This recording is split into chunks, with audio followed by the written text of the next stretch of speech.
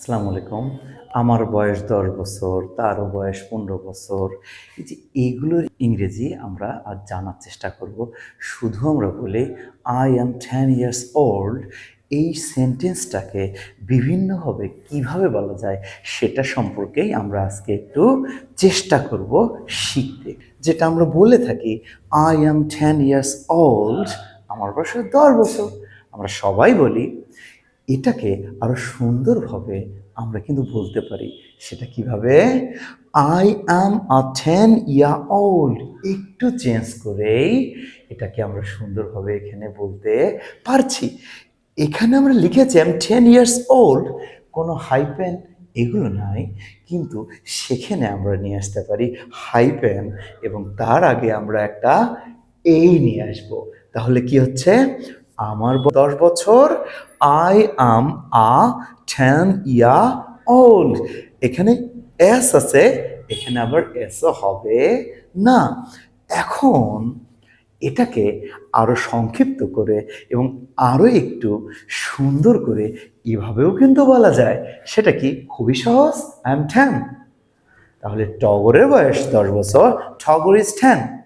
মুরাদের বয়স ১৭ বছর, মুরাদ ইজ 17। তাহলে আমরা পাচ্ছি খুবই সংক্ষিপ্ত I am 10 বা someone is 10, 12, 18। আরো একটু চেঞ্জ করে বলতে পারি। সেটা কি? I am at the age of 10। কি বলছি? I am at the age of 10। রাকিবের বয়স ১৯ বছর। Rakib is at the age of 19। এরপরে এটাকে দেখি আমরা আরেকটু চেঞ্জ করি যে ১০ বছর মানে কি? ১০ বছর ধরে আমি বাস করছি, মানে আমার বয়স ১০ বছর। তাহলে এভাবে যদি আমরা বলি সেটাতে আরো একটু বৈচিত্র্য চলে আসে। তা কি? I have lived for 10 years। আমি ১০ বছর ধরে বাস করছি, অর্থাৎ আমার বয়স ১০ বছর। উমিদের বয়স ২২ বছর।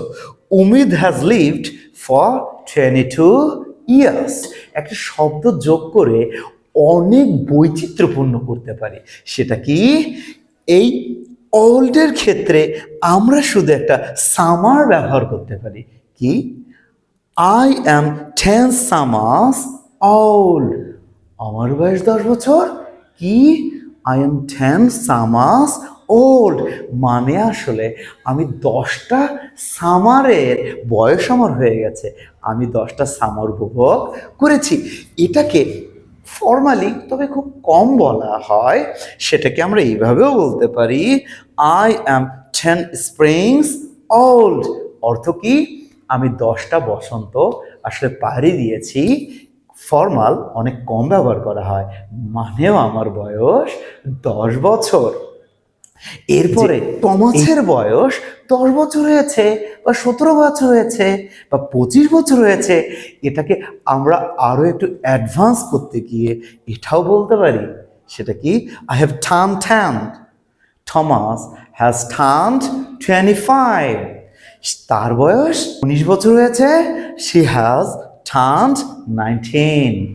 তাহলে তার বয়স ১৯ বছর বা ১৫ বছর বা তার বয়স ১৭ বছর হয়েছে, এই ক্ষেত্রে আমরা টার্ন কথাটাকে ইউজ করে এটাকে আরো সুন্দর এবং ম্যাগনিফাইড করতে পারি। আমরা যদি এইটাকে আরো একটু ভেরিয়েশনের ক্ষেত্রে নিয়ে আসতে চাই, সেটাকে কিন্তু আমরা এভাবেই ব্যবহার করতে পারি।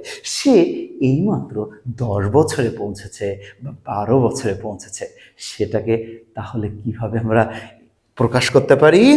She has reached বা I have reached at the age of 10 or 12 or 20।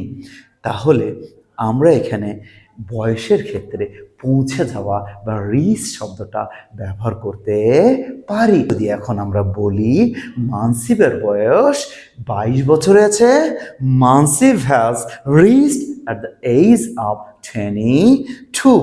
খুব সহজ করে এবং আধুনিক করে আমরা এভাবেও বলতে পারি। সেটা কি? 10 is my age। আমার বয়স 10। 12 is my age।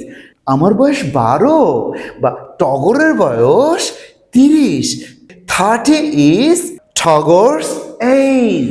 তাহলে কিভাবে আমরা কাব্যিকভাবে অনেক সুন্দরভাবে আমরা এটাকে ব্যবহার করছি, সাবজেক্ট ব্যবহার না করেই সেটা আমরা একটা নাম্বার নিয়ে বা বয়স শুরুতে নিয়ে বলতে পারছি কি 10 is my age, 30 is Togo's age, or 22 is her age।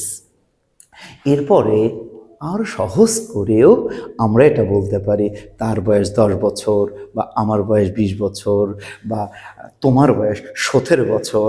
কি my age is 10, your age is 12, her age is 13। তো আমরা এই আমার বয়স বা কারো বয়স এত বছর এর উপরে আমরা আজকে 10টা সেন্টেন্স বললাম ইংলিশে ট্রান্সলেশন। এরপরে এটাকে আমরা বলেছি পার্ট 1। এরপরে আরও এটার উপর আমরা আর একটা পাঠ করার চেষ্টা করব। তো সবাই ভালো থাকবেন, আর এগুলো আমরা আমাদের জীবনে ব্যবহার করার চেষ্টা করব।